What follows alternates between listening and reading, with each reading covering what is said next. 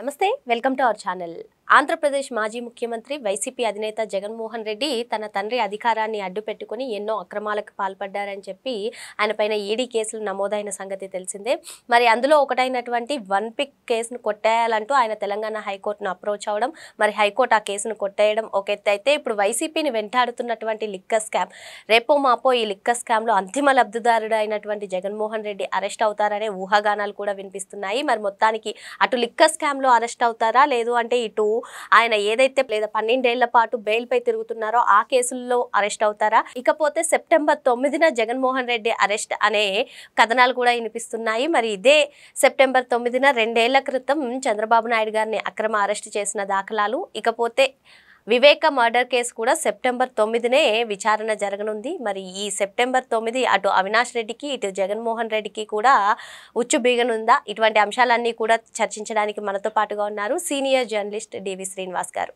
నమస్తే సార్. నమస్తే. వైసీపీని వెంటాడుతుంది ఈ లిక్కర్ స్కామ్. ఈ లిక్కర్ స్కామ్లో అంతిమ లబ్ధిదారుడు జగన్మోహన్ రెడ్డి. ఇక రేపో మాపో అరెస్ట్ అవుతారు. దానికి కూడా సెప్టెంబర్ 9న ముహూర్తం ఫిక్స్ చేశారనే ఊహాగానాలు కూడా వినిపిస్తున్నాయి సార్. మరి తండ్రి అధికారాన్ని అడ్డుపెట్టుకుని ఏవైతే అవినీతికి అక్రమాలకి పాల్పడ్డారో, మరి అందులో కూడా బెయిల్ రద్దయ్యి ఆయన అరెస్ట్ అయ్యే అవకాశాలు కూడా ఉన్నాయి, మెండుగా ఉన్నాయి అనే కథనాలు కూడా వినిపిస్తున్నాయి.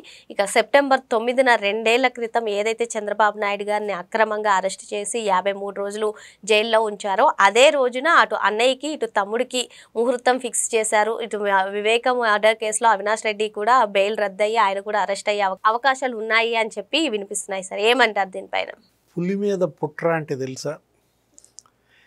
లేకపోతే గోరు చుట్టు మీద రోకటిపోటు పడితే ఎలా ఉంటుంది? మామూలుగా ఉంటుందా? అసలు ఏంటి, కళ్ళు బయటలు గంపుతాయి. గోరు చుట్టు మీద రోకటిపోటు పడిందంటే, ఇప్పుడు ఇవాళ వచ్చినటువంటి తెలంగాణ హైకోర్టు ఆదేశం, జగన్మోహన్ రెడ్డి వేసిన క్వాష్ పిటిషన్ కొట్టేసింది. One pick. పాత కేసులు తరుముతున్నాయి, కొత్త కేసులు పిడుగులాగా పడుతున్నాయి. ఇప్పుడు ఈ వన్ పిక్ అనేది ఏంటిది? సిబిఐ అది ఛార్జ్షీట్ నెంబర్ 4. దగ్గర దగ్గర 28,000 ఎకరాలు ఆ వాడరేవు, నిజాంపట్నం, ఇండస్ట్రియల్ క్యారిడార్ అనే ముసుగుల్లో నిమ్మగడ్డ ప్రసాద్కి, ఆ రస్సల్ ఖైమాకి దోచిపెట్టారు. దాంట్లో ఈయన A1. ఇప్పుడు ఈ ఛార్జ్షీట్ వేసి ఎన్నేళ్ళు అవుద్ది? దగ్గర దగ్గర మరి 12 ఏళ్ళు అవుద్ది. 2013 ఆగస్టులోనో ఎప్పుడు వేశారు. ఇప్పుడు ఇది 2025 ఆగస్ట్. ఇప్పుడు ఈ 12 ఏళ్ళుగా అతను బెయిల్పై ఎలా ఉన్నాడనేదే ఇవాళ అందరి ఒక పెద్ద $1 మిలియన్ క్వశ్చన్. $1 మిలియన్ అనుకోవడం, 1,00,000 కోట్ల ప్రశ్న. అంటే జగన్మోహన్ రెడ్డి 1,00,000 కోట్లు కొల్లగొట్టాడని 43,000 కోట్లు అసలు ఏంటి అఫిడవిట్లోనే సిబిఐ చెప్పింది. జగన్మోహన్ రెడ్డి అక్రమార్జన 43,000 కోట్లు అని హైకోర్టుకి మరి సిబిఐ చెప్పిన దీంట్లో ఇప్పుడు ఈ వాన్ పిక్లో ఈ క్వాష్, ఈ పిటిషన్ కొట్టేశారంటే, అప్పట్లో ఈ కేసులోనే మరి ధర్మాన ప్రసాదరావు మంత్రిగా రిజైన్ చేశాడు, రెవెన్యూ శాఖ మంత్రిగా. లేకపోతే అప్పటి రెవెన్యూ శాఖ కార్యదర్శిగా Samuel, Brahmanandareddy infrastructure industrial corporation సెక్రటరీగా. లేకపోతే అసలు ఆయన ఎవరు, ఆయన జైలుకి వెళ్ళాడు. ఎవరు? మోపిదేవి వెంకటరమణరావు. జగన్తో పాటు, విజయసాయిరెడ్డితో పాటు మోపిదేవి వెంకటరమణరావు కూడా జైలుకి వెళ్ళాడు. నిమ్మగడ్డ ప్రసాద్ లబ్ధిదారు, ఆ 28,000 ఎకరాల ఆసామి. నిమ్మగడ్డ ప్రసాద్ ఏం చేశాడు? Quid pro quo. ఆ భూములు ఇచ్చినందుకు ఈయన ఏం చేశాడు? ఈ సాక్షిలో, ఈ జగతి పబ్లికేషన్స్, ఇందిరా టెలివిజన్, ఇప్పుడు ఆ ఛానల్లో, ఆ పత్రికలో ఒక 854 కోట్లు పెట్టుబడులు పెట్టాడు. అదే క్విడ్ ప్రోకో. పాత కేసులేమో వెంటబడుతున్నాయి.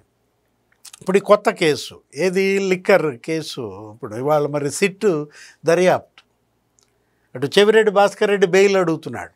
ఏంటి, నాకు వెన్ను నొప్పికి ప్రకృతి చికిత్స చేయించాలా అనేది అడుగుతున్నాడు. అన్ని చికిత్సలు మేమే చేపిస్తాం, విజయవాడలో చక్కగా ఆయుష్ హాస్పిటల్ అన్నీ ఉన్నాయి అంటూ మరి వాళ్ళే మరి బెయిల్కి మరి కౌంటర్ వేశారు సిబిఐ. ఇతనే కీలక సూత్రధారి. మద్యం ముడుపులు, మొత్తం డబ్బు రవాణా అంతా ఈయనే చేశాడు. ఈయన వాహనాలు ఏంటవి? తుడా వాహనాలు. ఆయన డ్రైవర్, ఆయన పిఏ కూడా అరెస్ట్ అయ్యాడు. అతని పార్ట్నర్ వెంకటేష్ నాయుడు, నోట్ల కట్టల వీడియోలు. అట్లాంటిది చెవిరెడ్డి భాస్కర్ రెడ్డి అసలు ఇంకో మాట కూడా అడిగారంట. ఏమని? వర్చువల్ హాజరు పెడతాం, ఇతను ప్రతిసారి కోర్టుకు తీసుకొచ్చినప్పుడల్లా ఇబ్బంది పెడుతున్నాడు మమ్మల్ని, పోలీసుల్ని అరుస్తున్నాడు, ఏదేదో మీడియాను ఉద్దేశించి మాట్లాడుతున్నాడు, శాపాలు పెడుతున్నాడు చెవిరెడ్డి భాస్కర్ రెడ్డి. ఇప్పుడు ఆ లిక్కర్ కేసులో నెక్స్ట్ అరెస్ట్ జగన్మోహన్ రెడ్డి అంటున్నారు. ఇప్పుడు మిథున్ రెడ్డి అరెస్ట్ అయ్యి ఎప్పుడైతే జైలుకి వెళ్ళాడో ఎంపీ, ఇంకా అంతిమ లబ్ధిదారు జగన్మోహన్ రెడ్డి, బిగ్ బాస్. అది ఆయన పిలుస్తారు. నిన్న నారాయణ స్వామిని పిలిచారు, అప్పటి ఎక్సైజ్ శాఖ మంత్రిగా. మళ్ళీ ఆయన రమ్మన్నారు. ఏది ఇంకో వారం రోజుల్లో మీరు మరి విచారణకు రావాల్సి వస్తుంది అన్న దీంట్లో మొన్నే ఒక 6-7 గంటలు నారాయణ స్వామిని డ్రిల్లింగ్ చేశారు. వాళ్ళు ఏదో 4 ప్రశ్నలు అడిగారు, నేను కూల్గా సమాధానం చెప్పానో ఏదో అన్నాడు. ఇక్కడ నారాయణ స్వామి అరెస్ట్ తప్పదు, ఎందుకంటే ఆయనే ఎక్సైజ్ శాఖ మంత్రి కాబట్టి. మరి ఆ తర్వాత అసలు ఈ పాలసీ మేకింగు, కర్త కర్మ క్రియ, దీని వెనుక మాస్టర్ మైండ్ ఎవరిది? జగన్మోహన్ రెడ్డి. అంటే పాత కేసులు, ఆ సిబిఐ 11, ఈడీ 9, ఆ కేసుల్లో ఆయన బెయిల్ రద్దయి జైలుకి వెళ్తాడా? లేకపోతే ఇప్పుడు ఈ కొత్త కేసులో మరి 12-13 మంది అరెస్ట్ అయ్యారు. ఇప్పుడు సీఎంఓ టోటల్గా మరి అసలు అరెస్ట్ అయిపోయింది. సీఎం తప్ప సీఎంఓ అంతా అరెస్టే ఒక రకంగా. ధనుంజయ రెడ్డి అరెస్టు, లేకపోతే కృష్ణమోహన్ రెడ్డి అరెస్టు, వాళ్ళ cement factory director Balaji Govindappa arrest. అంటే మొత్తం బేస్మెంట్ అంతా సిద్ధమైంది జగన్మోహన్ రెడ్డి అరెస్టుకి. ఇంకా నీకు ఆ జగన్ని తీసుకెళ్ళి ప్రశ్నించటం, విచారణ, మొన్నట్లాగా నారాయణ స్వామిని ప్రశ్నించినట్టుగా. ఇద్దరినీ ఒకేసారి అరెస్ట్ చేస్తారా? నారాయణ స్వామిని ముందు అరెస్ట్ చేసి తర్వాత జగన్ని ప్రశ్నించి తర్వాత ఇంకొన్నాళ్ళు ఆయన్ని వెయిటింగ్లో పెట్టి ఇంకా కొన్ని నిద్రలేని రాత్రులు గడిపేలా చేస్తారా? టార్చర్ అనుభవిస్తున్నాడు జగన్మోహన్ రెడ్డి. నిజంగా చెప్పాలంటే బయట ఉండి మామూలు మానసిక క్షోభ కాదనుకుంటారు. తొందరగా అరెస్ట్ చేస్తే పీడ వదిలిపోద్ది, హాయిగా వెళ్ళి నిద్రపోతాడు జైల్లో. అరెస్టు చెయ్యరు, నిద్రపోనీయరు. ఇప్పుడు మీరు అన్నారు సెప్టెంబర్ 9 వస్తోంది, ఇంకో 15 రోజుల్లో. ఆ రోజు చంద్రబాబుని అరెస్ట్ చేసింది అదే రోజు. ఏది 2023 తప్పుడు కేసు.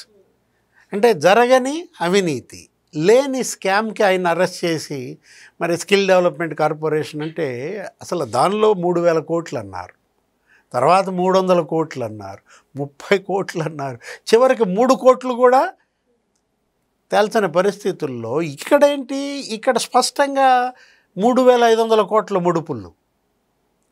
ఆ 3,500 కోట్లలో ఆల్రెడీ ఇప్పటికి 125 కోట్లు జప్తు చేశారు. ఒక 30 ఎకరాలు వీళ్ళు కొన్న భూమి జప్తు చేశారు. హైదరాబాద్ షాబాద్ మండలంలో కేసిరెడ్డి రాజ్, లేకపోతే ఆయన తల్లి సుభాషిని 92 ఎకరాలు కొన్నారంట. అసలు వీళ్ళు విదేశాల్లో వ్యాపారాలు పెట్టారు. ఏదో టెక్కర్ అంటారు, ఆ టెక్కర్ లాజిస్టిక్స్ లేకపోతే టెక్కర్ ట్రాన్స్పోర్ట్ అనే కంపెనీలు దుబాయ్లో, టాంజానియాలో స్టీల్ ప్లాంట్, లేకపోతే జింబాబ్వేలో ఫుడ్ ప్రాసెసింగ్ ప్లాంట్స్, బంగారం. ఇప్పుడు వీటన్నిటిపైన ఈడీ ఎంటర్ అయిన దీంట్లో ఒకవైపు ఆస్తులు జప్తు చేస్తున్నారు, మరోవైపు నిందితుల్ని అరెస్టులు చేస్తూ 12 మంది అరెస్ట్ అయ్యారు. మరి 13వ అరెస్టుగా నారాయణ స్వామి, 14వ అరెస్టు జగన్మోహన్ రెడ్డి. ఇంకా ఎవరన్నా ఒకళ్ళిద్దరు మధ్యలో అరెస్ట్ అవుతారా? ఇప్పుడేంటి సెప్టెంబర్ 9 వివేక హత్య కేసు కూడా తరుముకొస్తుంది. అది ఇంకో ఎపిసోడ్. ఇది సుప్రీంకోర్టు పర్యవేక్షణలో. సిబిఐ అసలు మామూలుగా లేదు. అసలు సిబిఐని మొన్న మరి కొంచెం ఒక రకంగా ఫైర్ అయినట్టే సుప్రీంకోర్టు. ఏది మీరు అసలు ఈ కేసు దర్యాప్తు మధ్యలో ఆపారా? మేము అనుమతిస్తే కొనసాగిస్తారా? అసలు పునర్విచారణ చేస్తారా? ఒక అఫిడవిట్ వేయమన్నారు. సిబిఐ ఏమడుగుతోంది? అవినాష్ రెడ్డి బెయిల్ రద్దు చేయమంటోంది. ఆయన ముందస్తు బెయిల్లో ఉన్నాడు. ఆయన ఏదో అరెస్ట్ చేసినట్టుగా టెక్నికల్ అరెస్ట్ చూపించారు. సిబిఐ పాత్రధారుల వరకే మేము అరెస్ట్ చేశాం, అసలు సూత్రధారుల అరెస్టు ఇంకా ఆ దిశగా కేసు నడవాలంటే అవినాష్ రెడ్డిని అరెస్ట్ చేయాలని అడుగుతాను. ఇప్పుడు అవినాష్ రెడ్డి మరి ముందస్తు బెయిల్ మరి సెప్టెంబర్ 9 వస్తుంది. అంటే వాయిదా పడింది 9వ తారీఖుకి. అడిగింది సుప్రీంకోర్టు, అవినాష్ రెడ్డి కస్టోడియల్ విచారణ అవసరమా అని అడిగింది. మరి సిబిఐ వేసే అఫిడవిట్ ఎలా ఉంటుంది? అవసరమే అంటుంది. ఎందుకంటే కస్టోడియల్ విచారణలో కానీ మరి నిజాలు బయటికి రాని పరిస్థితుల్లో ఒకవైపేమో తప్పుడు కేసులు క్వాష్ చేసింది. సుప్రీంకోర్టు చాలా సీరియస్గా బాధితులపైన కేసులు ఎలా పెడతారు? మృతుడి కూతురు ఎవరు, ఆ కిరాతకంగా హత్యకు గురైన వివేకానంద రెడ్డి కూతురు డాక్టర్ సునీత, ఆమె భర్త పైన తప్పుడు కేసులు పెట్టారు అని ఆ కేసులు క్వాష్ చేసింది. తర్వాత మళ్ళా సిబిఐ ఎస్పీ రామ్ సింగ్ పైన తప్పుడు కేసు పెట్టారు, అది క్వాష్ చేసింది. చూసావా కోర్టులు ఎంత పవర్ఫుల్గా ఉన్నాయో. సుప్రీంకోర్టు ఏమో తప్పుడు కేసుల్ని క్వాష్ చేసిందంటే బాధితులకి ఎంత ఊరట. అంటే అక్కడ జగన్మోహన్ రెడ్డికి ఎదురు దెబ్బ. ఏది, జగన్మోహన్ రెడ్డి ప్రభుత్వం పెట్టిన కేసులు అవి. ఎస్పీ మీద, రామ్ సింగ్ మీద పెట్టారు, సునీత, రాజశేఖర రెడ్డి మీద తప్పుడు కేసులు పెడితే జగన్ ప్రభుత్వానికి అది చెంపపెట్టు. ఎవరైతే ఆ పోలీసులు కేసులు పెట్టారో వాటిని సుప్రీంకోర్టు క్వాష్ చేసింది. మరోవైపు జగన్ వేసిన ఈ పిటిషన్ క్వాష్ చేయనంది. ఏది, తెలంగాణ హైకోర్టు.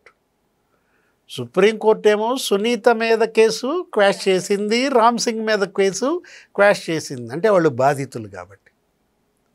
జగన్మోహన్ రెడ్డి మరి ఈ వన్ పిక్ కేసు ఎందుకని క్వాష్ చేయలేదు? ప్రధాన నిందితుడు, అసలు ఈ మొత్తానికి అతనే ఈ కుంభకోణాల సూత్రధారి. పాత అవినీతి కుంభకోణాలు 11 సిబిఐ తరుగుతున్నాయి, 9 ఈడీ, మామూలు తరమటం లేదు. అంటే అటు ఆ కేసులు, ఇటు ఇప్పుడు ఈ కేసులు, జగన్మోహన్ రెడ్డి ఈ కేసులతో ఉక్కిరి బిక్కిరి అవుతున్నాడా? మరి ఏదేమైనప్పటికీ ఏ కేసులో అయినా, పాత కేసులో అయినా, కొత్తగా అయినటువంటి లిక్కర్ కేసులో అయినా, లేదంటే వివేక మర్డర్ కేసులో అయినా సరే జగన్మోహన్ రెడ్డి అరెస్ట్ అవ్వడం తథ్యమని, మరి అదే సెప్టెంబర్ 9న ఏ రోజునైతే 2 ఏళ్ల క్రితం చంద్రబాబు నాయుడు గారిని అక్రమ అరెస్ట్ చేశారో మరి అదే రోజు అరెస్ట్ అయ్యే అవకాశాలు ఉన్నాయని కూడా సార్ చెప్తున్నారు. మరో అంశంతో మళ్ళీ కలుద్దాం. Thank you sir.